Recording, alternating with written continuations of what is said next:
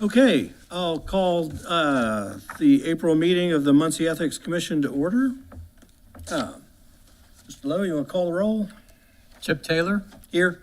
Susan Dillon, Here. W.C. Edwards, Here. Sandra Whitaker, Here. and Jim Lowe. I'm here. Okay.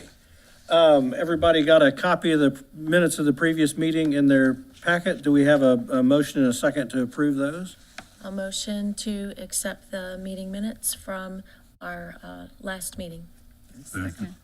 We've got a second. Susan Second. and W.C. seconded. Thank you. Any revisions or corrections? All in favor of approving the minutes signify by saying aye. Aye. Any opposed? Okay.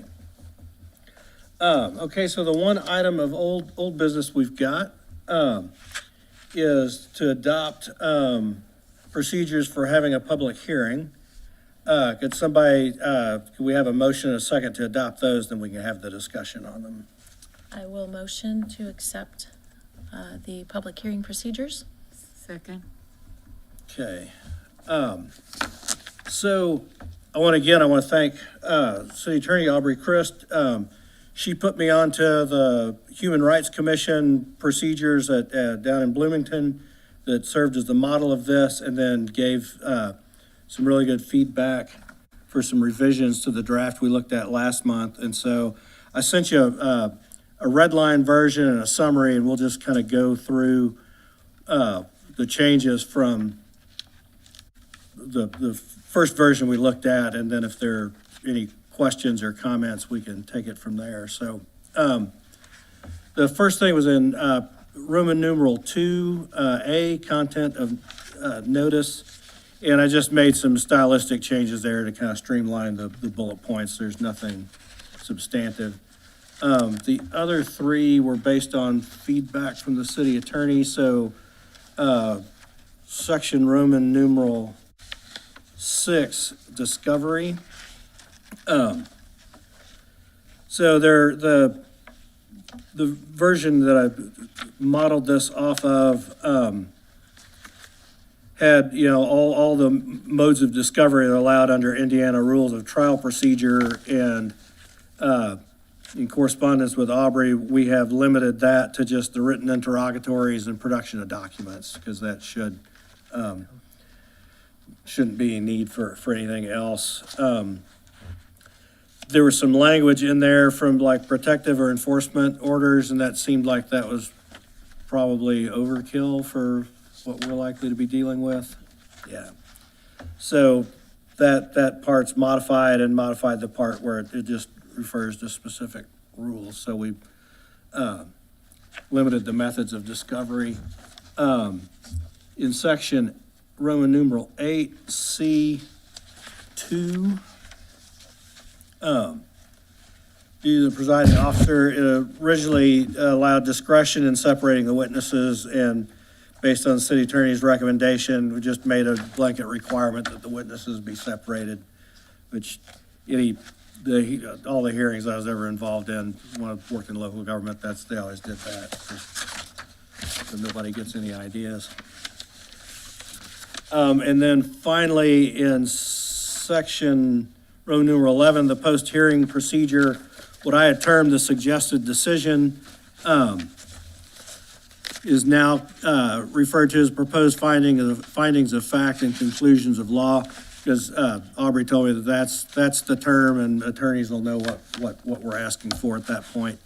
And so then they would propose those drafts, and then the commission could look at those drafts and like adopt one or the other, or develop their own based on what they had in there. So any comments besides that? You covered all of it. Okay. Any questions about the process or any of those changes? I have none.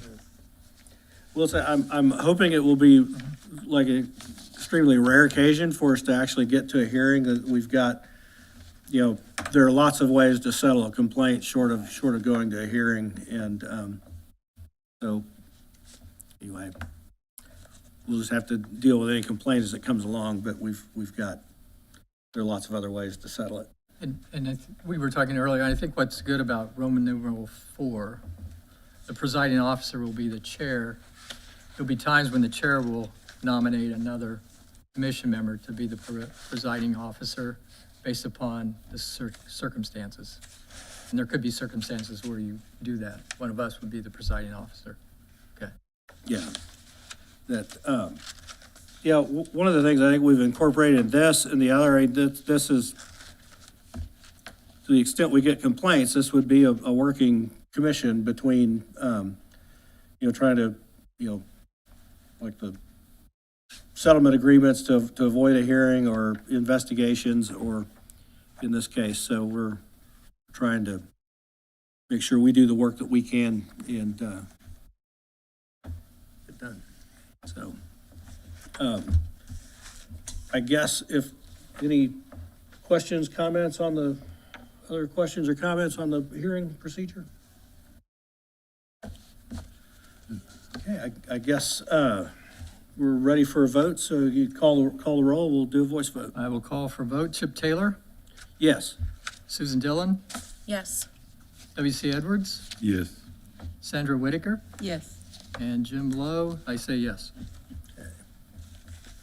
The item of new business, and this came up a couple of meetings ago, we were talking about, these disclosures for if the city enters into a contract with a relative. Little bit of background. So when the committee was going through this, so there's a state law that this already applies to contracts with relatives for a city with relatives of the mayor or relatives of the city council. That's the way they define elected officials. They've left some other elected officials out, but that's up for that was the legislature's decision. And one of the things that law allows is that a city can expand that coverage, in different ways. And so the rule that's in the ordinance, or the, requirements in the ordinance, expands that to, if the city enters into a contract, with a company that's owned by, or, by a relative of, also employees or appointed officials, which also are employees in this context, I think, then there has to be a disclosure. And so I remember I was doing some research on this. For some reason, unlike the financial conflict of interest, the state didn't provide a form for this. Like if the, there's the other part about contracting in there that's also state law that just financial conflict of interest. So I looked and turned out AIM had put out some guidance to cities for implementing the part in relation to mayor and city council. And they had a suggested disclosure form, which I've modeled, with some changes, this disclosure form that put up for discussion. And they recommended, we've talked about how to implement this. What they recommended was that cities and towns in the, part of their purchasing procedures, that they ask the vendors to disclose, if any of the owners have, this one of these, covered family relationships. In that case, with the mayor or city council member. And I guess what I would suggest, probably a reasonable thing to do would be for the city to take and extend that and ask the vendors if they know of any family relationship that would be covered with, an employee, somebody else that works at the city. Does that seem like? Yeah, so my plan, so I also assist with the Board of Works as well. So once you have a form that you would like to approve, I'm gonna take that to the Board of Works and have them put that with all of their contracts. Okay. It gets sent to our office, so I'll be able to see and make sure that things are being filled out correctly. But I just need it filled out. Okay. An approved form from you, so I can take it to them. Okay. Great, yeah, because I think, yeah, If I may, before I lose my thought. sure. Do that quite often. So when you say the Board of Work could put it with their contracts. Do they develop the contractual language that is used by all departments? So if it goes in front of the Board of Works, they have a standard contract that they like to use. Is it always used? No. Okay. Which is why, prior to those meetings, my office is supposed to receive copies of all of the contracts so that we can go through it and make sure if they didn't use the form contract that we provided them, that it contains all of the information that we require to be in there. Not every contract will go through Board of Works. There are some contracts that are, through city council or what have you, but the vast majority of city contracts do go through the Board of Works. So that's where a lot of the public purchasing that he's talking about, that's the Board of Works. But where I'm going is it after the fact, after they receive the bids, or is it submitted with the contract drawings or specification, the request for whatever they're trying to purchase? Is that issued with the request for proposals or quotes, and therefore it's received by the Board of Works the minute they open up the documents? Or is it after the fact? Say that one more time. I want to make sure So- I understand you. This document that we're proposing would be appropriate, wouldn't come after the bids are received. It would be part of a bid package that they have to read through. Exactly, that's what I'm looking for. That's very important, that's be done that way. Anything Okay, that's executed would be included with the contract. as Perfect. an attachment. okay, good. Yeah, because I think that one of the things about this, it would, and it says there on the form, it's going to require some, if they do identify there's a family relationship, this will require some collaboration between the vendor and the employee that has the family relationship, one thing I'll mention in there, so I got to read the ordinance, of course, it requires it to be, accepted. It doesn't have to be approved, but it's got to be like presented. And it mentions the city council and the Board of Public Works. And I'm just going to mention something we may want to look at suggesting a revision later. I think there's an or got dropped somewhere in the process of, because my recollection, the sort of the discussion around that, of course, according to state law, if it's a contract with a family member of the mayor or the city council, it has to go to city council. That's the state law. And so we had originally, it was sort of fashioned like that, and somebody pointed out that, one thing, there's potentially more of these to be, disclosed. Maybe, I guess we'll find out. And the Board of Public Works meets every week, and the city council only meets once a month. And so the thought was, my recollection of the thought was that the ones that weren't required by law to go to the city council, they could be accepted in a public meeting at the Board of Works. But right now, the ordinance is written the way it is, and so they've got to go to both. But I'm thinking that would be easily fixed at some point if we want to That was recommend. an issue that I flagged, along with the concept of not everyone knows what their relatives do. Some, Right. if you're not in contact with them, you don't know. Yeah. So Yep. that does complicate some Yeah. of these requirements. Well, and my reading of the stuff that AIM put out for the elected officials, so what's important, there's some sort of due diligence and like an attempt made. Can't speak for anybody else. I know so one thing, I think the burden is on the unit doing the contracting to try and like find out. And I know for myself, if something falls through the cracks, somebody comes, well, yeah, I've got this nephew that like, I didn't know they worked at the city. That's one thing. If it's the spouse, I'm a little more skeptical that, I tend to be more skeptical that they didn't know what was going on, right? So, I think, that's the thinking behind this, and any other thoughts on So that? you're thinking behind that, so I've got a nephew that worked at city that I didn't know. Is it I didn't know a lie or I didn't know? So what I see the process here, you know, if I'm an department head and I'm looking at purchasing something by contract, I asked and once we've decided, here, we're gonna purchase from this vendor, I asked them, do you know of any, any relatives that work for the city that meet these, and they tell me that. Yeah. Right? And so, I think at some point, maybe they don't know they've got a nephew, right?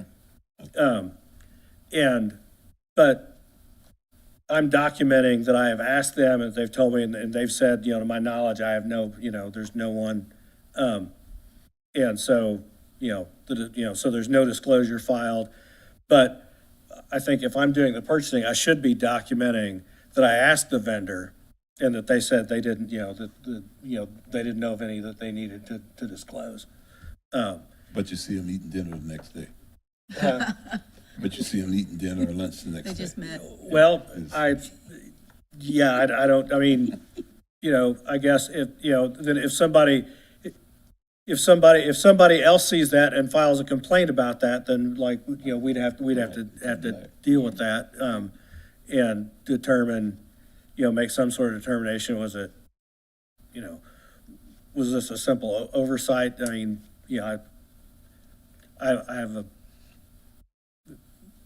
I don't have any family around here. All my family's back in Missouri, but it's a fairly large family. I understand. I wouldn't necessarily know what they were up to. Some kind of distant. I always said, anybody that's in Muncie is kin to somebody. Okay, Well- so we can go from there. It's, That's the, yeah, yeah. I mean, Muncie's a pretty good sized city, but Somebody draw you. it's still a really big, small town. Sometimes it seems like. You would, if the complaint is filed, you all would hear all of the facts, and you would get to weigh and ask those questions of the employee and of the vendor at that point to determine whether you think that it was intentional or not. Yeah. And, the thing is, I don't know why, I mean, it's, this is separate from the conflict of interest. This is just a disclosure that somebody's related so that people know. I mean, if there was an actual financial conflict of interest, for one thing, that covers like a much narrower range of family members, but it's dealt with elsewhere. So, I mean, if it's, part of it too, I mean, if it's a nephew or something, then chances are there was, if there was no financial conflict of interest, then, there's not been as much harm done. And to your point, there's going to be those situations where it's not a financial interest of a relative, but they're in that business. They're Yeah, going to benefit from doing good work for the city. That's not a violation. right. Yeah, it's just letting us know. There seems to be a misconception, maybe you observed it as well, the very fact that you're filling out a conflict of interest. Well, there's a conflict of interest. No. Yeah. So that's confusing to Right. people. Yeah. Well, and in this case, it's not even a conflict of interest. Right. It's just a disclosure of a contract with a relative. Right. And it's so it doesn't, just the need to file that disclosure doesn't stop anybody from doing any business. So there's really, I mean, there's no business reason to not disclose one on the vendor's part, I don't think, because it doesn't prevent the contract. It's just a requirement to disclose. You're trying to build trust. Oh, that's Well- part of that, isn't it? As the Gipper said, trust but verify, right? Interesting politics. People feel like they're being fooled if you're with, or something's being withheld. So Eddie. your intent would be to bring this back at the next meeting? Or Or I'd say under other business, to bring us back the next meeting. If you have some more thoughts on it, send them, if something needs to be amended, if anybody else has some, send it to you. The idea, we'd come back with a final version and,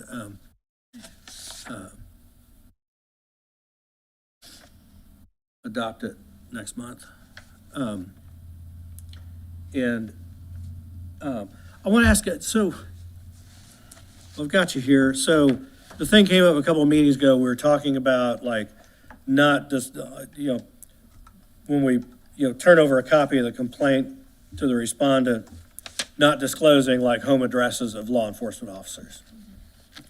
Of course, our last correspondence said, if it was a Muncie police officer, then we'd want to, redact, that information. If they hadn't already, as an employee, like, just requested that they not be disclosed to begin with.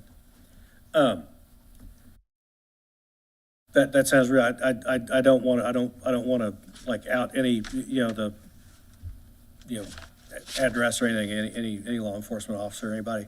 Of course, that's going to depend on, that would show, presumably, they're probably more likely to, if they file a complaint, it's a complaint about something happened in the police department, and so it would be apparent from the narrative that, oh, this is a police officer filing complaint, so we'll handle it this way. Do we have the ability, is it within the Public Records Act, just like as a standard procedure, to redact the address and the phone number of complainants, just to, as a means to prevent any harassment or anything like that? I don't think so, but I can double check, and we've got a new public access counselor now. Yeah. They're still working on backlog right now, but I Right. can try and get an opinion from them.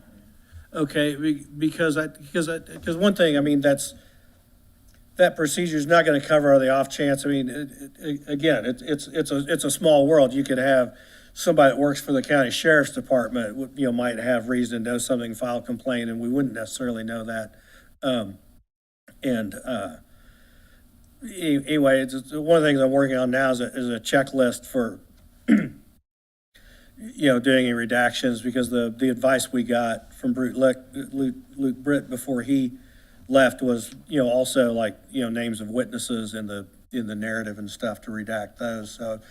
So I'm developing a checklist, That's where I was going. which we would do, and then have the city attorney look at it before we hand this over to the respondent or put it in the public record, like, these redactions look right. So that's where I was going. I would think the chair would look through, suggest redaction, consult with Aubrey or somebody Yeah, before they're redacted, and redact them accordingly yeah. at your review. Yeah, because Okay. there's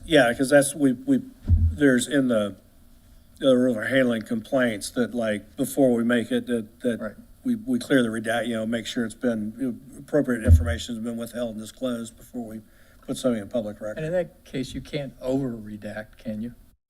That makes sense, that question? Like redact too much. Personal information, You can redact too much. you can And redact it too would much, be in okay. violation of open law. Yes. You are, okay. Yeah, so you have to, Okay. you have to find that. So you gotta find that balance. That's why I asked the question, okay. Go ahead. If we look at balance, and you talk about police address, every policeman down there has a box, and their address can be 300 High Street, and get the information through them, through that or whatever.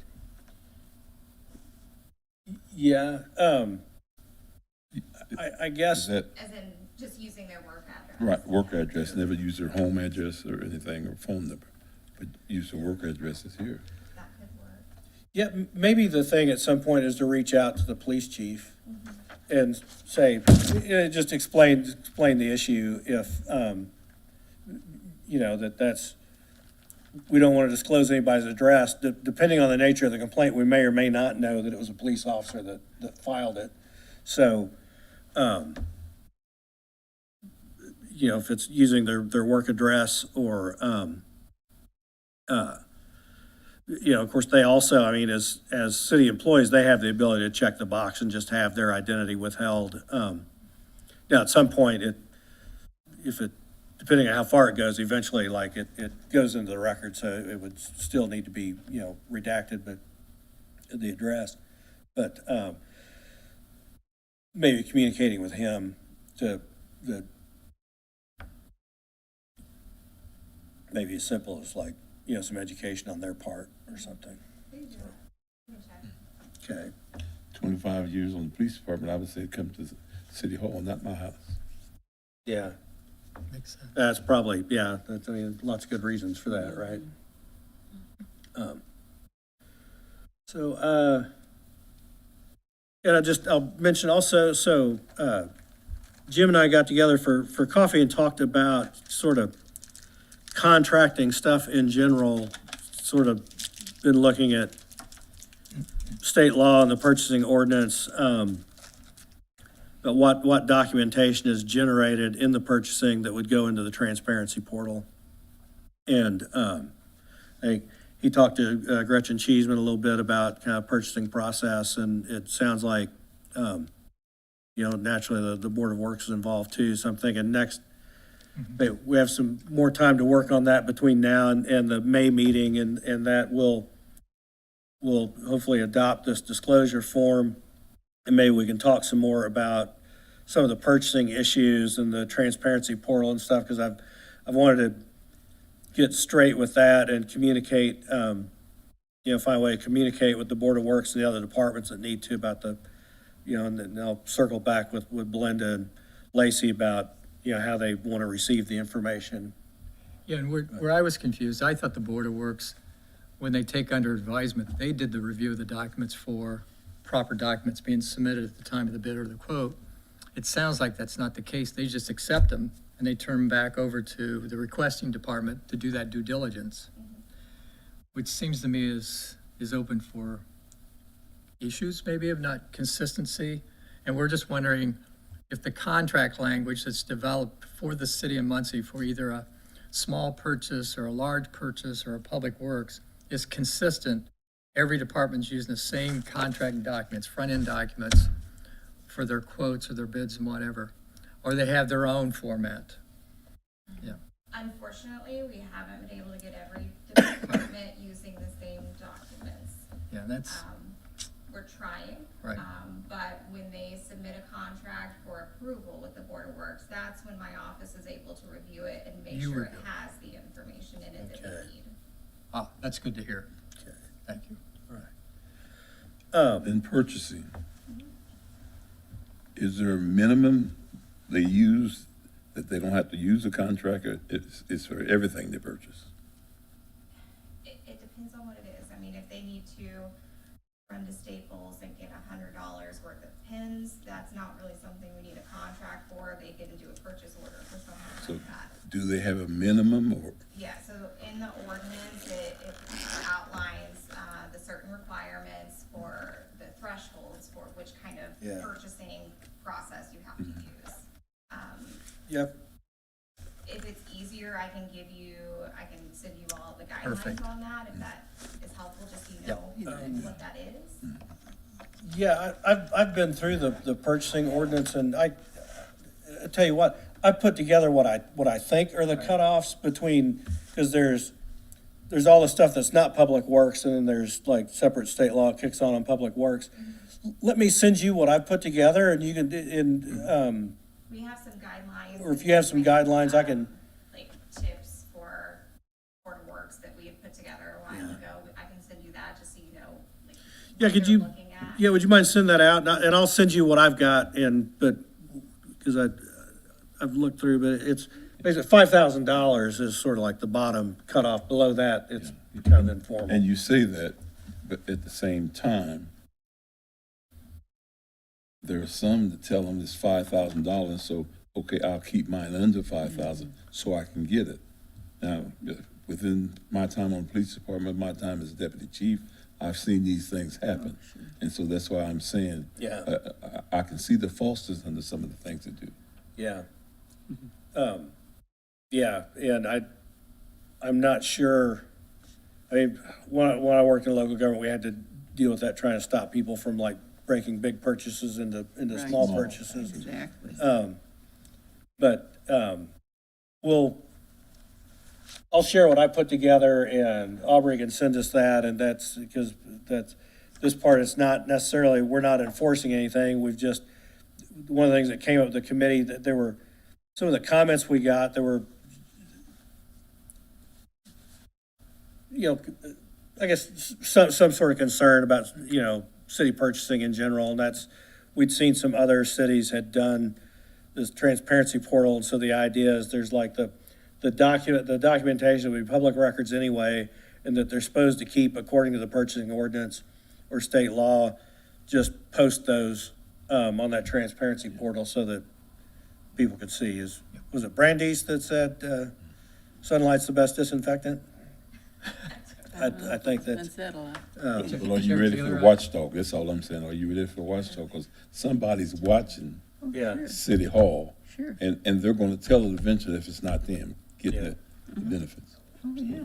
Mr. Taylor, I have to. Yeah. Yeah, Tell you what, sorry. if I can get your signature on something, and I think, is there any other business? We've done everything on the agenda. Okay. Sorry to rush off, folks, but No problem. let's see, Aretha Franklin. Concert or something. Aretha Franklin, respect. All right, do I have a motion to adjourn? A motion? So moved. All right, all in favor? Got it. Aye. Aye. Aye, all right. I'm a music major, so she's one of my favorites, that's for Oh, sure. she was